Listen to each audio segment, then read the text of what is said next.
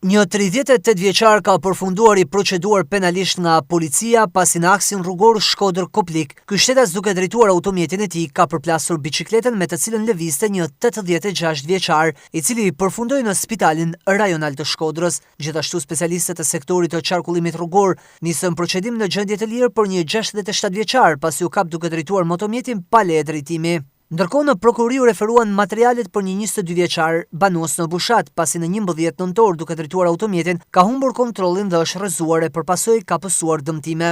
Ndërkohë specialistët për hetimin e narkotikëve referuan materialet në prokurori për një 20 vjeçar nga Boriçi i Madh, pasi gjatë kontrollit në automjetin me të cilin ai lëvizte, policia gjeti një sasi lënde të dyshuar kanabis, që u sekuestrua si provë materiale. Specialistët e hetimit të krimeve në Shkodër referuan materialet edhe për një tjetër shtetase, pasi u konstatua se kishte kryer punime ndërtimi pa leje. Në Malësi të Madhe u proceduan 2 shtetas, pasi në kontrollet me OSHE në banesat e tyre u konstatuan lidhjet paligjshme të energjisë. Gjithashtu në Malësi të Madhe një 43 vjeçar ka denoncuar në polici se kushëriri i tij 23 vjeçar është larguar nga banesa.